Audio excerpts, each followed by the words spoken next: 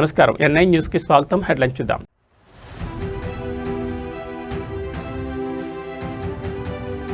జగిత్యాలకు బయలుదేరిన కేటీఆర్ కాసేపట్లో జీవన్ రెడ్డితో భేటీ.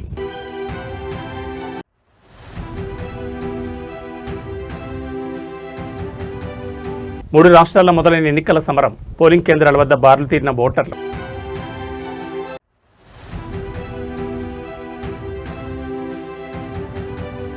జనసేనలో మరో వివాదం. వీరవాసరం జడ్పీటీసీపై మహిళా బాధితురాలు సంచలన ఆరోపణలు.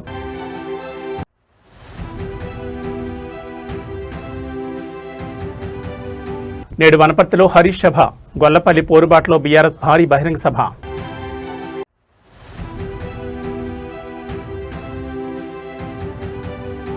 ఒక్క తప్పు చేసినా యుద్ధం మొదలై ఇరాన్కు ట్రంప్ మాస్ వార్నింగ్. ఇక డీటెయిల్స్ చూస్తే తెలంగాణ రాజకీయాల్లో మరో కీలక పరిణామం చోటు చేసుకుంది. బీఆర్ఎస్ వర్కింగ్ ప్రెసిడెంట్ మాజీ మంత్రి కేటీఆర్ నేడు జగిత్యాల జిల్లాలో పర్యటిస్తున్నారు. కాంగ్రెస్ పార్టీకి రాజీనామా చేసిన సీనియర్ నాయకుడు మాజీ మంత్రి జీవన్ రెడ్డిని ఆయన నివాసంలో కలవడానికి కేటీఆర్ హైదరాబాద్ నుంచి జగిత్యాలకు బయలుదేరారు. కేటీఆర్ రాకను పురస్కరించుకుని జగిత్యాల నియోజకవర్గ బీఆర్ఎస్ శ్రేణులు భారీ ఏర్పాట్లు చేశాయి. జగిత్యాల శివార్లో పార్టీ నాయకులు కార్యకర్తలు ఆయనకు ఘనస్వాగతం పాల్గొన్నారు. అక్కడి నుంచి వందలాది బైకులతో భారీ ర్యాలీగా కేటీఆర్ నుంచి జీవన్ రెడ్డి నివాసానికి తీసుకెళ్లేందుకు కార్యకర్తలు సిద్ధమయ్యారు. కేటీఆర్ రాకతో జగిత్యాల పట్టణం అంతా గులాబీ జెండాలు ఫ్లెక్సీలతో నిండిపోయి గులాబీమయంగా మారింది. అయితే ఇటీవలే కాంగ్రెస్ పార్టీకి రాజీనామా చేసిన జీవన్ రెడ్డిని బీఆర్ఎస్లోకి ఆహ్వానించేందుకు కేటీఆర్ ఈ పర్యటన చేపట్టినట్లుగా తెలుస్తోంది. ఇప్పటికే కేటీఆర్ ఆయనతో ఫోన్లో చర్చలు జరపగా నేడు ప్రత్యక్షంగా భేటీ అయి పార్టీలోకి అధికారికంగా ఆహ్వానించనున్నారు. ఈ భేటీలో ఉమ్మడి కరీంనగర్ జిల్లాకు చెందిన పలువురు బీఆర్ఎస్ ముఖ్య నేతలు కూడా పాల్గొనున్నారు. సీనియర్ నాయకుడు జీవన్ రెడ్డి బీఆర్ఎస్లో చేరబోతున్నారనే వార్తలతో జిల్లాలోని గులాబీ శ్రేణుల్లో కొత్త ఉత్సాహం కనిపిస్తోంది. కేటీఆర్ పర్యటన నేపథ్యంలో జీవన్ రెడ్డి నివాసం వద్ద భారీగా పోలీసులు మోహరించగా పార్టీ శ్రేణులు పెద్ద ఎత్తున తరలివచ్చారు. ఏప్రిల్ 13న కేసీఆర్ సమక్షంలో జీవన్ రెడ్డి అధికారికంగా గులాబీ కండువా కప్పుకునే అవకాశం ఉన్నట్టుగా సమాచారం.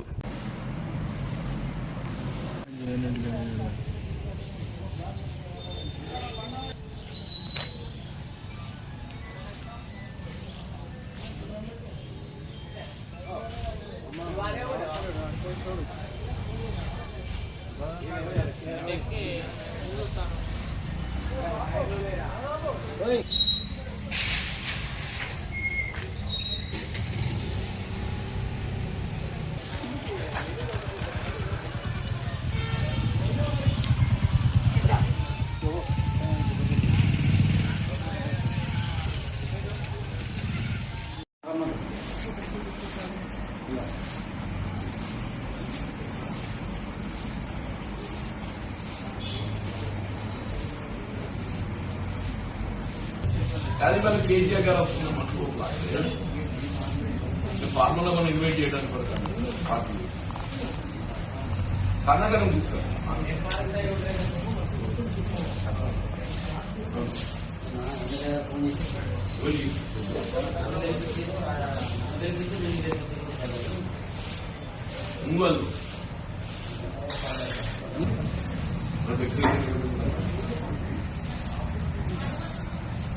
వస్తున్నాడు అమ్మిలో గంట ముందు రండి. కేటీఆర్ 2 గంటలకు వస్తున్నాడు. నువ్వు ఏంటి ఇన్నో ఉన్నావు కదా. అయ్యో ఎప్పుడు బయలుదేరుతున్నావు? సర్పంచ్ బతుకుతావా?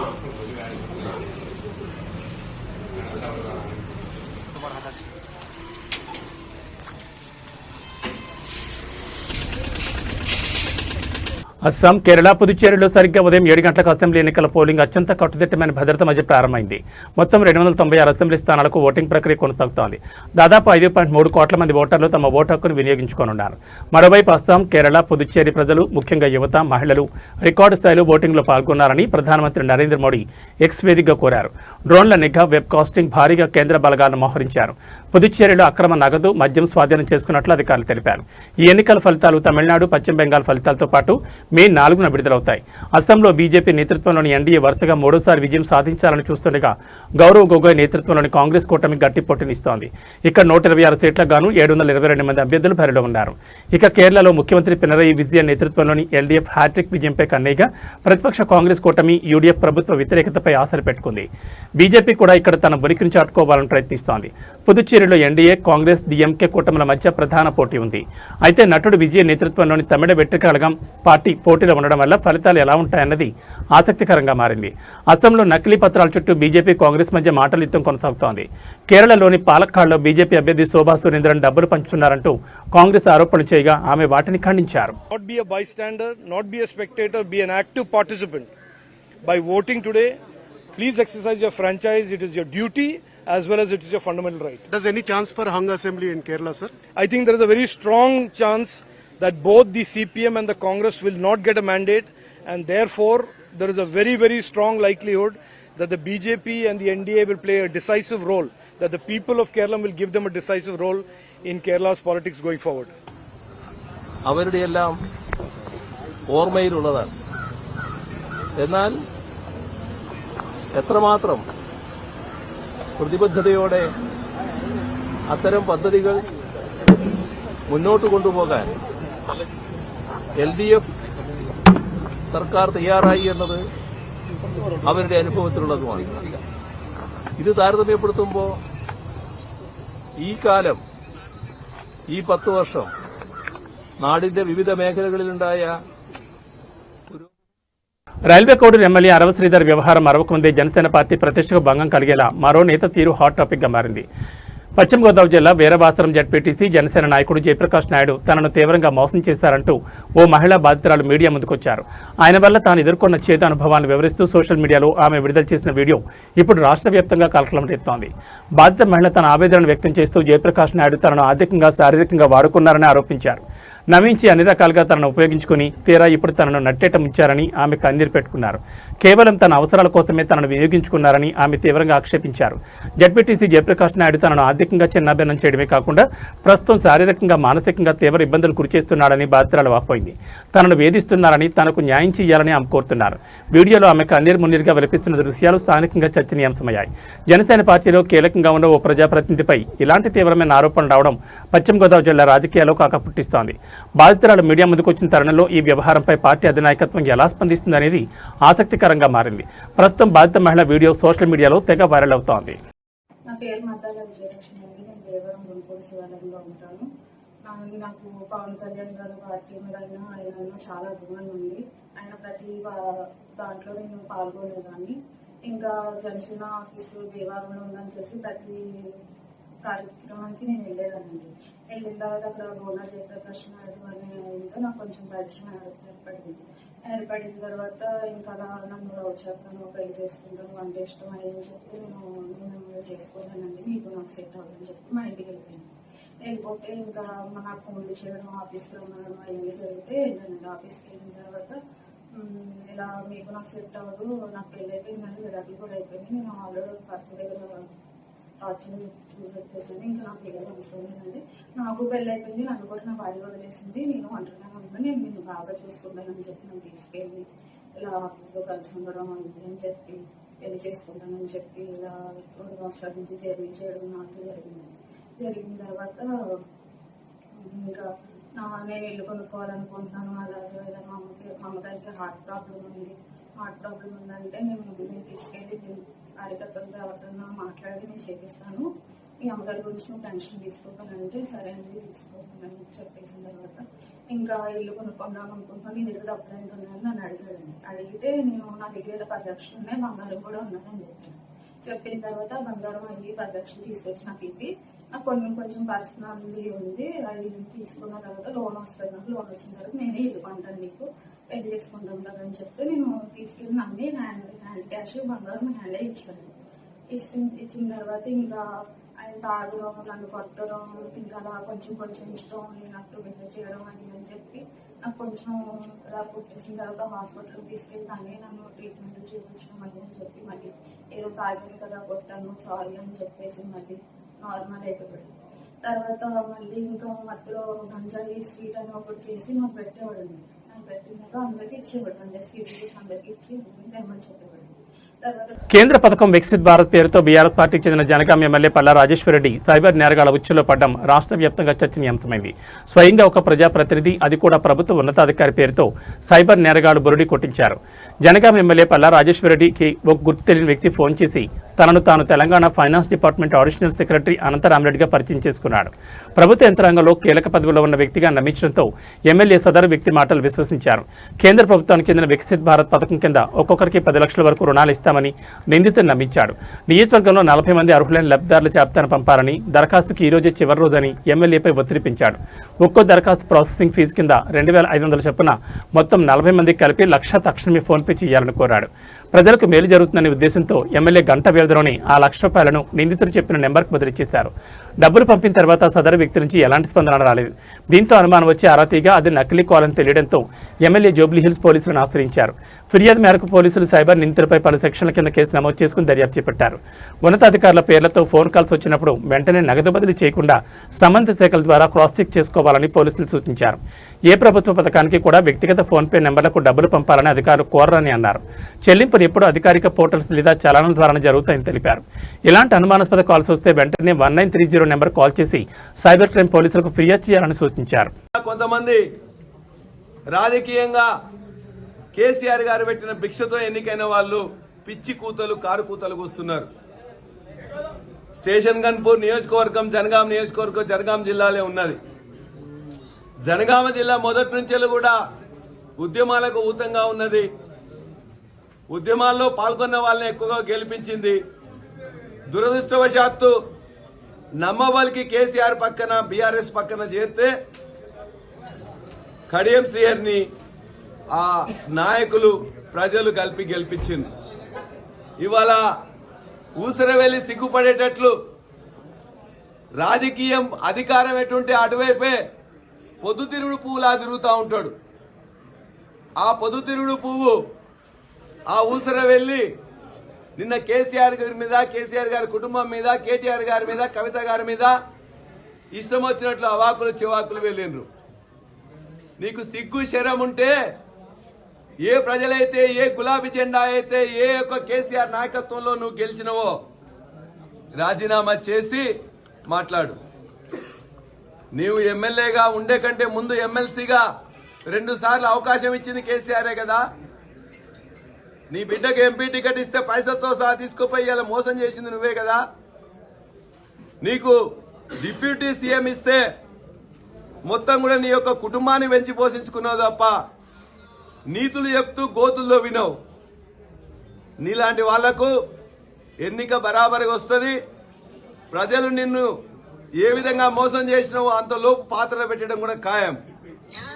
ఇవాళ కేసీఆర్ గారు పక్కన ఉన్న 11 సంవత్సరాలు కేసీఆర్ అంతా ఇంత అని చెప్పేసి రోజు పొగుడుడే, కేటీఆర్ గారిని పొగుడుడే, అందరి వెంటబడి పొగిడి నియోజకవర్గానికి ఏమాత్రం పని చేయకుండా వస్తున్న పనులు కూడా అడ్డుకొని కనీసం 40 ఏళ్ల రాజకీయం అంటే ఒక్క డిగ్రీ కాలేజ్ తెచ్చిన మొహమా నీదని అడుగుతున్నాం.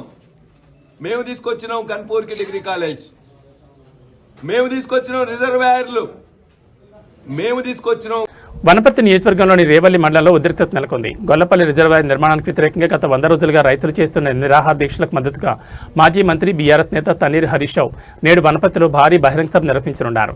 మొదట ఈ సభకు అనుమతి విషయంలో సందిగ్ధత నెలకొన్నప్పటికీ హైకోర్టు గ్రీన్ సిగ్నల్ ఇవ్వడంతో బీఆర్ఎస్ శ్రేణులు ఏర్పాట్లు పూర్తి చేశాయి. ఈ నేపథ్యంలో హరీష్ రావు మరి కాసేపట్లో హైదరాబాద్ నుంచి వనపర్తికి బయలుదేరనున్నారు. ఈ రోజు సాయంత్రం 4 గంటలకు జరిగే బహిరంగ సభలో ఆయన రైతులతో కలిసి మాట్లాడనున్నారు. రైతుల నిరసన 100వ రోజుకు చేరుకోవడం, రాష్ట్ర స్థాయి నాయకులు వస్తుండటంతో పోలీసులు అప్రమత్తమయ్యారు. ఎలాంటి అవాంఛనీయ సంఘటనలు జరగకుండా సభా ప్రాంగణం వద్ద మరియు వనపర్తి జిల్లా వ్యాప్తంగా భారీ బందోబస్తును ఏర్పాటు చేశారు. తమ భూములను రిజర్వాయర్ కోసం సేకరించడానికి వ్యతిరేకిస్తున్న రైతులకు ఈ సభ ద్వారా హరీష్ రావు ఎలాంటి భరోసా ఇస్తారన్నది ఇప్పుడు రాజకీయంగా ఆసక్తికరంగా మారింది.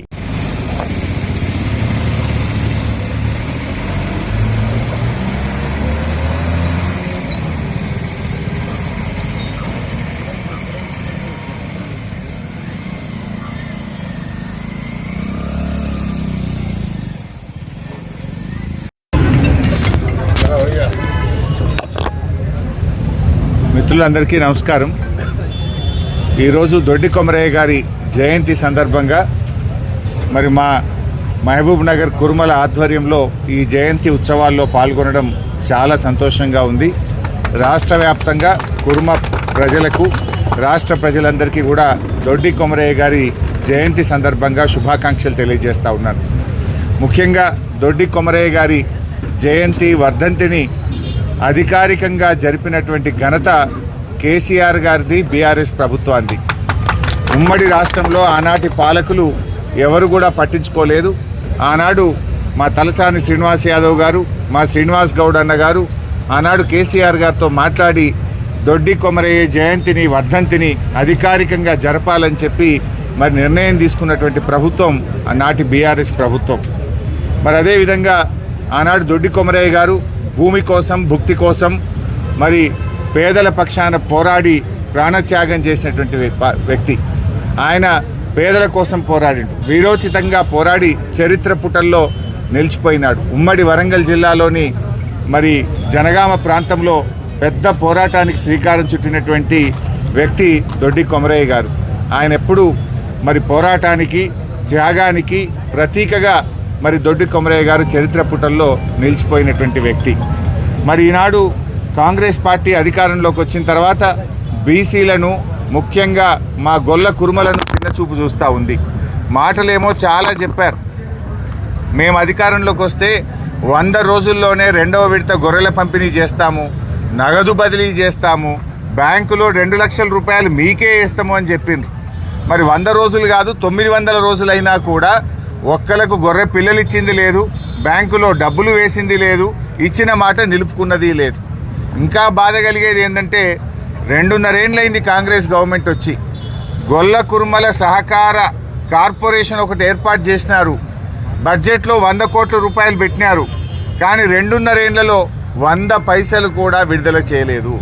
పేరుకే 100 కోట్లు పెట్టినారు కానీ. రాష్ట్ర వ్యాప్తంగా సంచలనం సృష్టించిన మద్యం కుంభకోణం కేసులో నిందితుడిగా ఉన్న వైసీపీ ఎంపీ మిథున్ రెడ్డికి బోరట్ లభించింది. ఆయన బెయిల్ షరతులను విజయవాడ ఏసీబీ కోర్టు సడలిస్తూ కీలక ఆదేశాలు జారీ చేసింది. ప్రతి శుక్రవారం సిట్ కార్యాలయంలో హాజరై సంతకం చేయాలన్న నిబంధనను న్యాయస్థానం రద్దు చేసింది. మద్యం కుంభకోణం కేసులో A4గా ఉన్న మిథున్ రెడ్డికి గతంలో కోర్టు షరతులతో కూడిన బెయిల్ మంజూరు చేసింది. పాస్పోర్ట్ను సిట్ అధికారులకు అప్పగించాలని, ప్రతి వారం సిట్ కార్యాలయంలో సంతకం చేయాలని ఆదేశించింది. అయితే ఈ షరతులను సడలించాలని కోరుతూ మిథున్ రెడ్డి తరపు న్యాయవాదులు పిటిషన్ దాఖలు చేశారు. దీనిపై బుధవారం వాదనలు ముగియడంతో ఏసీబీ కోర్టు న్యాయాధికారి పి భాస్కరరావు తీర్పును వెలువరించారు. ప్రతి వారం సంతకం చేయాల్సిన అవసరం లేదని స్పష్టం చేసిన న్యాయమూర్తి పాస్పోర్ట్ను తిరిగి పొందేందుకు వెసులుబాటు కల్పించారు.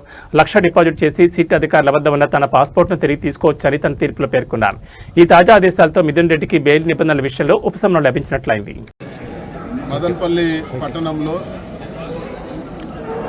ఒక అన్యం పుణ్యం తెలియని 7 ఏళ్ల చిన్న అమ్మాయి పైన రేప్ చేసి అతి దారుణంగా చంపేయబడింది. ఇది చాలా ఘోరమైన విషయం. పోలీసులు కానీ, అధికార పార్టీ నాయకులు కానీ గంజాయి మత్తులో మద్యం సేవించి చేశారని చెప్పి చెప్తారు. మరి ఈ గంజాయి విక్రయాలను అరికట్టకుండా మీరు ఏం చేశారు? ఈరోజు ఈ విచ్చలవిడి మద్యం అమ్ముతూ ఉంటే మీరు ఏం చేశారని చెప్పి కూడా నేను ఈరోజు ప్రభుత్వాన్ని నిలదీస్తూ ఉన్నాను. ఈరోజు రాష్ట్ర వ్యాప్తంగా, అన్నమయ్య జిల్లానే కాదు రాష్ట్ర వ్యాప్తంగా ఈరోజు డ్రగ్స్ అనేది పెద్ద సమస్య. ఈరోజు డ్రగ్స్ వలన ఎన్నో రకాల ఇన్సిడెంట్లు జరుగుతూ ఉన్నాయి. కఠినమైన చర్యలు తీసుకోవాలని చెప్పి కూడా మేము కోరుతూ ఉన్నాము. ఈరోజు ఇక్కడ కొంతమంది మీడియా మిత్రులు కూడా చెప్పడం జరిగింది, అధికార పార్టీ నాయకులు ఉన్నారని చెప్పి కొంతమందిని చూసి చూడనట్టు వదిలేస్తూ ఉన్నారు, గంజాయి విక్రయాలు విచ్చలవిడిగా జరుగుతూ ఉన్నాయని చెప్పి కఠినమైన చర్యలు తీసుకోవాలని చెప్పి కోరుతున్నాను. ఈ డ్రగ్స్ కానీ ఇలాంటి ఘోరాలు జరిగినప్పుడు ఇవి రాజకీయాలకు అతీతము, ఎవరున్నా కూడా వాటిపైన కఠిన చర్యలు తీసుకోవాలని చెప్పి మేము కోరుతా ఉన్నాం. అదేవిధంగా ఒక ఘోరమైన ఇన్సిడెంట్ జరిగినప్పుడు పబ్లిక్ అందరూ కూడా పార్టీలకు అతీతంగా, ఇటు వైఎస్ఆర్ కాంగ్రెస్ పార్టీ కానీ, బీఎస్పీ కానీ, కమ్యూనిస్ట్ కానీ చాలామంది అధికార పార్టీ వాళ్ళు కూడా ప్రొటెస్ట్ చేయడం జరిగింది. ప్రొటెస్ట్ అనేది ఒక డెమోక్రటిక్ ప్రాసెస్లో భాగం. వాళ్ళ నిరసన తెలియజేసేది ప్రతి ఒక్కరి హక్కు. అది అన్యాయం జరిగినప్పుడు ఖచ్చితంగా ప్రజలు ప్రశ్నిస్తారు. దానిపైన కేసులు పెట్టడం దారుణం అని చెప్పి కూడా నేను పోలీస్ డిపార్ట్మెంట్ తెలియజేస్తా ఉన్నాను. ఈ కేసులన్నీ కూడా ఈ రాజకీయాలకు సంబంధం లేదు, ఇవన్నీ కూడా ఉపసంహరించాలని చెప్పి కూడా నేను కోరుతా ఉన్నాను. మీరు కేసులు పెట్టాల్సింది గంజాయి అమ్మే వాళ్ళ గురించి, గంజాయి అమ్మే వాళ్ళపైన, డ్రగ్స్ అమ్మే వాళ్ళపైన, విచ్చలవిడిగా మద్యం అమ్మే వాళ్ళపైన మీరు కేసులు పెట్టాలని చెప్పి కూడా నేను డిమాండ్ చేస్తా ఉన్నాను. ఈరోజు సంగారెడ్డి జిల్లా కంక్టి రాసోల్ గ్రామంలో అమానుష ఘటన చోటు చేసుకుంది. అంగన్వాడీ టీచర్ వసంతకుమార్ని ఇడ్చుకెళ్లి చెట్టు కట్టేసి కొట్టారు గ్రామస్తులు. జుట్టు కత్తిరించి గాడిదపై ఊరేగిస్తామని బెదిరింపులకు పాల్పడ్డారు. వద్దని ప్రాధేయపడ్డా కూడా కనికరించకుండా గ్రామస్తులు దారుణంగా వ్యవహరించారు. గంటకు పైగా అంగన్వాడీ టీచర్ను చిత్రహింసలు గురిచేసినట్టు తెలిపారు. దీనికి గల కారణం అంగన్వాడీ టీచర్ భర్త ఇన్సూరెన్స్ డబ్బులను గ్రామస్తుల నుంచి వసూలు చేసి తిరిగి ఇవ్వలేదని ఆరోపిస్తున్నారు. భర్తపై ఉన్న కోపంతో సంబంధం లేని మహిళపై విచక్షణారహితంగా దాడికి పాల్పడ్డారు గ్రామస్తులు. ఈ ఘటనపై బాధితురాలు పోలీసులకు ఫిర్యాదు చేయడంతో 5గురిపై కేసు నమోదు చేసినట్లు పోలీసులు తెలిపారు.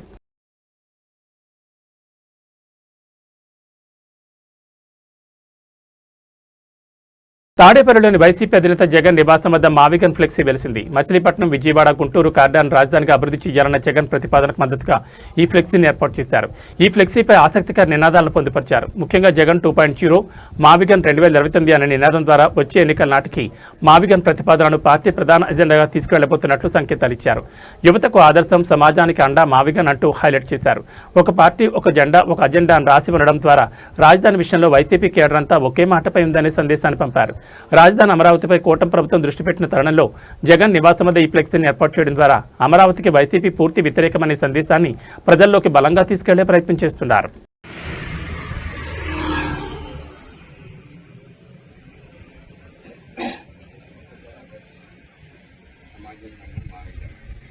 నంద్యాల జిల్లా మహానంది మండలం పరిధిలోని నల్లమల అటవీ ప్రాంతంలో భారీ కార్చిచ్చు చెలరేగింది.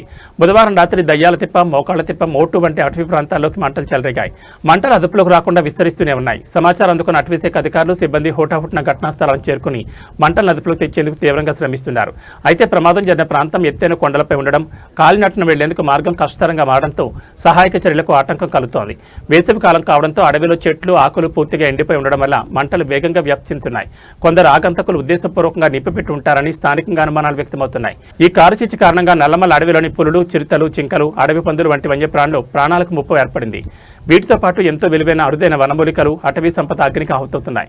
భూమార్గంలో మంటలను ఆర్పడం కష్టసాధ్యమని, హెలికాప్టర్ ద్వారా నీటిని చల్లితేనే పరిస్థితి అదుపులోకి వస్తుందని స్థానికులు అభిప్రాయపడుతున్నారు. ఇదే ప్రాంతంలో గత నెలలో కూడా కారుచిచ్చు చెలరేగా అప్పుడు అధికారులు దాన్ని అదుపులోకి తెచ్చారు. ఇప్పుడు మరోసారి భారీగా మంటలు చెలరేగడం ఆందోళన కలిగిస్తోంది.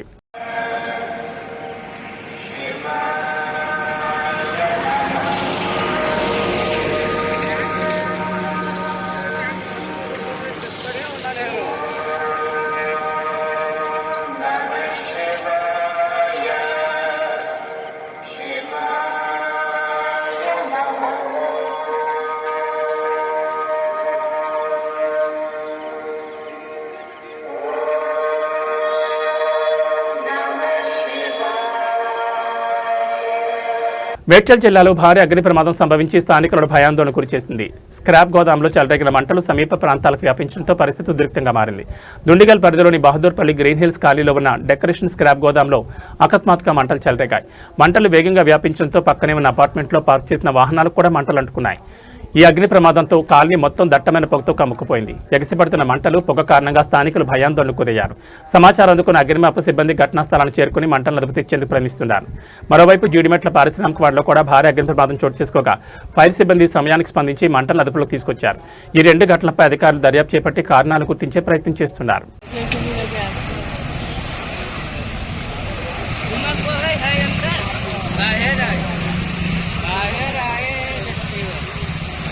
గ్యాస్ లీక్ అయింది.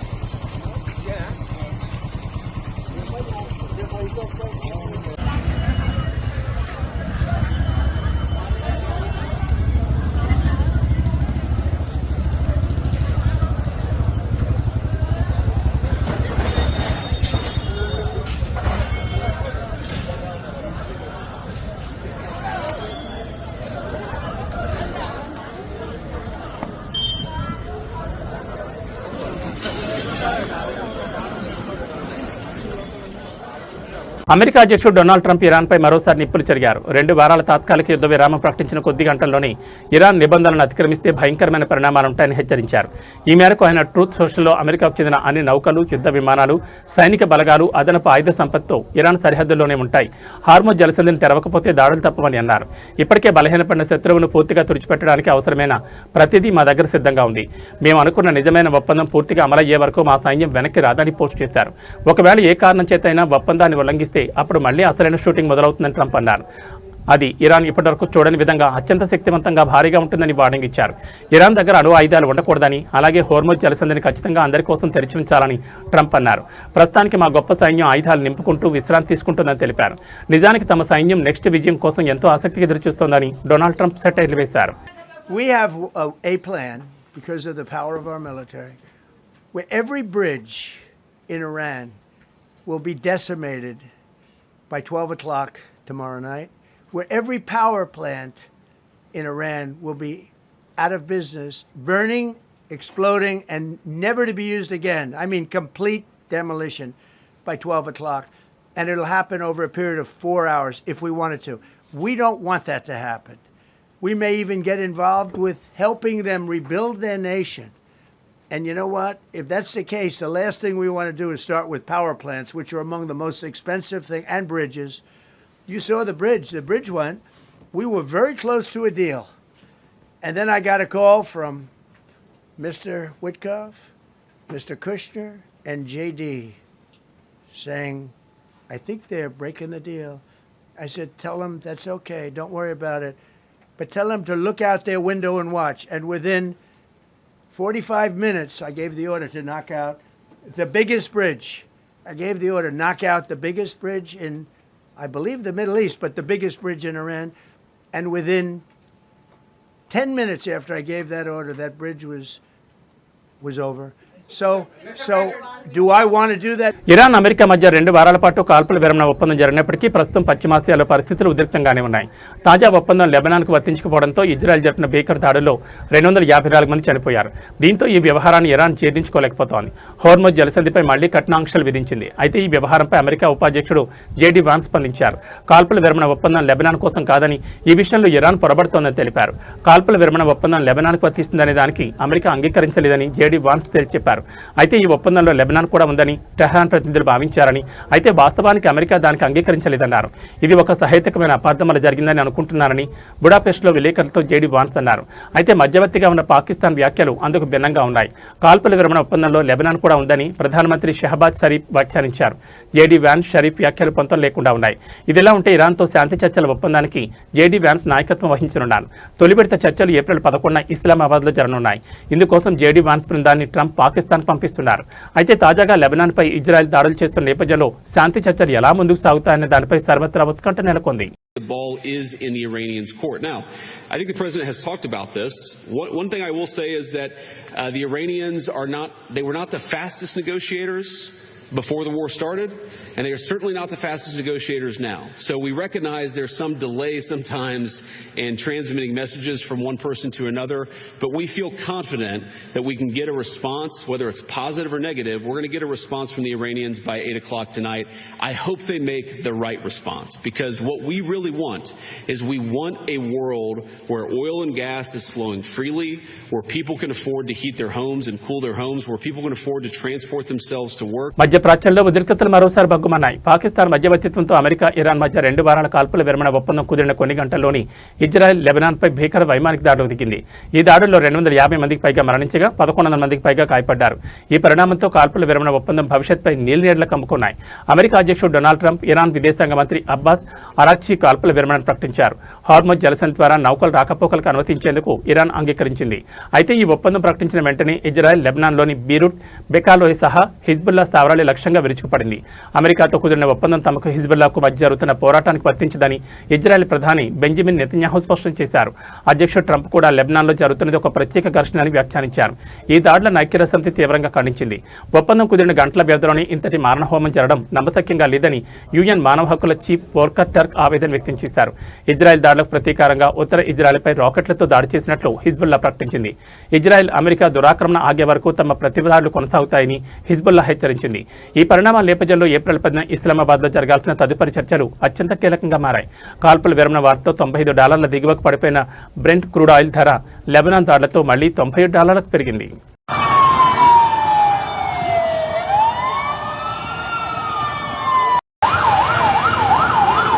طلعت رفاعي هون طلعت رفاعي دربور هون على دوار الزيتونه على دوار الزيتونه العالم بالاراضي بعيد عني يا زلمه بعيد عني ما في 100 متر. هيدا هلا حزام ناري عجباه.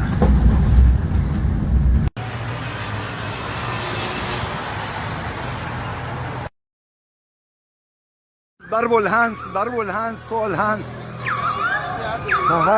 ضربوا الهانس يا شباب ضربة.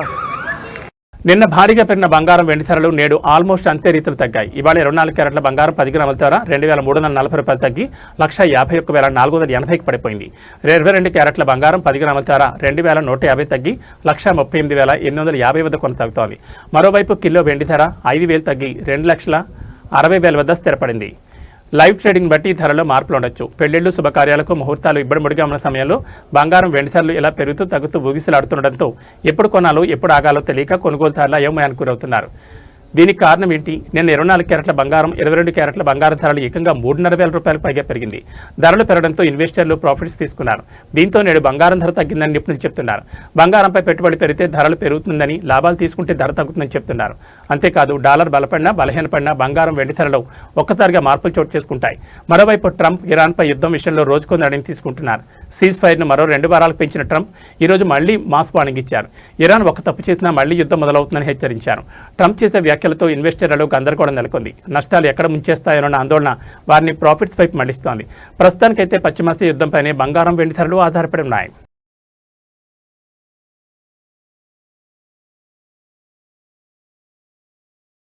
ఏబీ బులెటిన్ విశేషాలు. నమస్కారం.